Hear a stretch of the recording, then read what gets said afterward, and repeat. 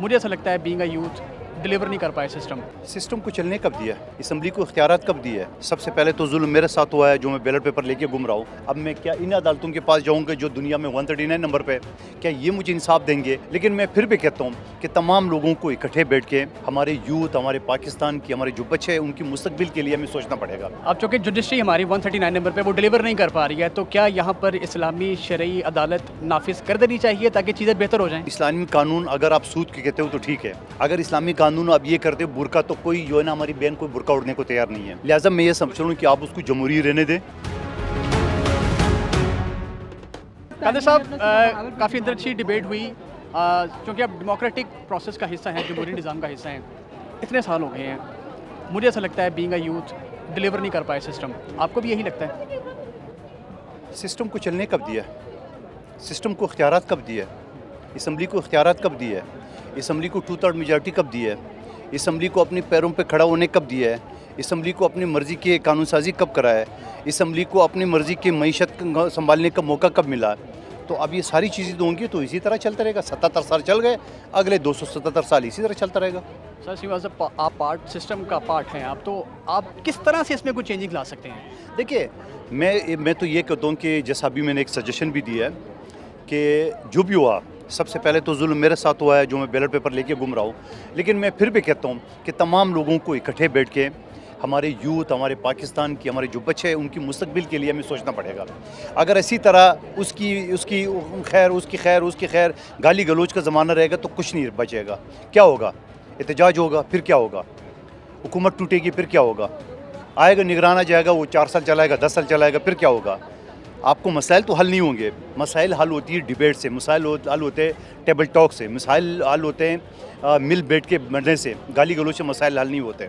और इस मसाइल के लिए आप मुझे बताओ, ठीक है 8 फरवरी को जो हुआ, सबसे ज़्यादा मैं एक चीज़ ये बता रहा हूँ कि जो मेरे हल्के में जितने मैंने सिस्टम को नंगा किया पाकिस्तान में, आप एक भी हल्का नहीं बता सकते हो। हमने रंगे हाथे पकड़े गए सारी चीज़ें हमने। उसके बाद हुआ क्या? रिज़ल्ट तो मेरे हक में तो नहीं आया।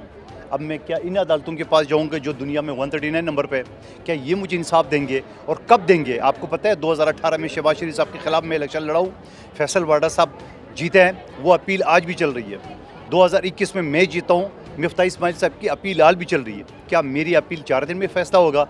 कभी नहीं होगा। इसी वजह से मैं आपकी तौर से पॉलिटिकल पार्टी के तमाम लोगों से कहना चाह रहा हूँ, खुदा का वास्ता पाकिस्तानी आवाम पर तरस डाले, अपना ज़िद और आना छोड़ के और पाकिस्तानी आवाम की मुस्तकबिल के लिए बात कर। मैं जब असम्बली में था यही मैं बातें करता था, यही चीख पुकार करता था, लेकिन यही ब्यूरोक्रेसी, करप्ट ब्यूरोक्रेसी के ख़िलाफ़ में बात करता था, यही कानून साजी के बारे में बात करता था। आपका जुडिशरी दुनिया में 139 नंबर है, इससे ज़्यादा अफसोस वाली बात क्या हो सकती है? चलिए इसी पर कमेंट चाहिए। अब चूँकि जुडिशरी हमारी 139 नंबर पे वो डिलीवर नहीं कर पा रही है, तो क्या यहाँ पर इस्लामी शरई अदालत नाफिज कर देनी चाहिए ताकि चीज़ें बेहतर हो जाएं? सवाल मेरा। इस्लामी शरई अदालत मौजूद है, मगर उसको मजिस्ट्रेट की नज़र से देखा जा रहा है। मैंने एक मर्डर केस चला है, 4 साल एक अदालत में, हाई कोर्ट में 4 साल। वो हो, ये तो हमारा केस नहीं है, इसमें तो जना का सेक्शन शामिल है, ये शरई अदालत का है। तो जब आपका ये हाल हुआ अदालतों का, उससे आगे क्या करेंगे? मैंने मिसाल दी है, एक बच्ची जो पैदा होती बदल दी गई, उसको इंसाफ दिलाने के लिए 24 साल लगे मुझे। आप मुझे बताओ 24 साल के बाद ओ जी बच्ची की उम्र 18 साल है, लिहाजा आपके हवाले नहीं किया जा सकता है। ये कानून है आपका?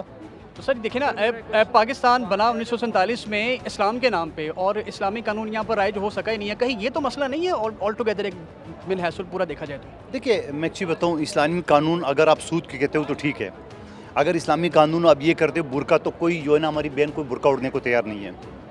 लिहाजा मैं ये समझ रहा हूँ कि आप उसको जमहूरी रहने दें, लोगों को जो इंसाफ है उसको करने दें, लोगों को जो हमारे नौजवान हैं उनके कर लें।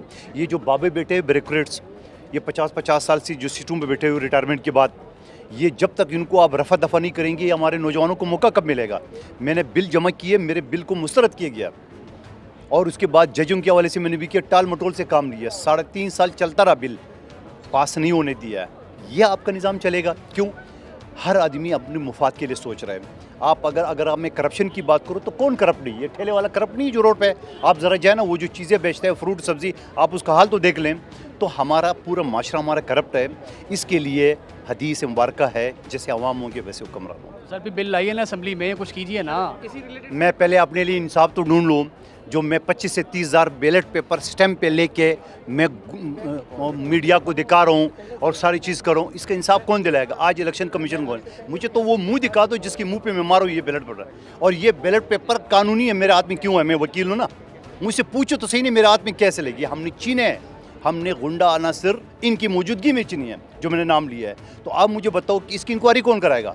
इसकी इंक्वायरी मैं कराऊंगा? इसकी इंक्वायरी करेगा चीफ इलेक्शन कमिश्नर, इसकी इंक्वायरी करेगा चीफ जस्टिस, जिसने शफाफ इलेक्शन का दावा किया था, जिसने शफाफ इलेक्शन के लिए आर्गूमेंट की थी, जजमेंट दिए थे। तो मुझे बताओ, आप और मैं तो नहीं कर सकते। आप और मैं तो, या मेरे नौजवान जो है ना, ये तो दिल की भड़ास निकालने के लिए कोई फोरम मिल जाता है तो निकाल लेते हैं। मैं भी निकाल लेता हूँ टॉक शो में, होगा क्या? न मेरे टॉक शो में न इनकी भड़ास से होना कुछ नहीं है। करना है, जो करने वाले हैं वो खामोश है, तमाशाई बने हुए हैं। सर अगर आप नहीं कर पाएंगे तो फिर कौन करेगा? आप नुमाइंदे हैं अवाम के, हमें आपसे उम्मीदें हैं, आप नहीं करेंगे तो कौन करेगा?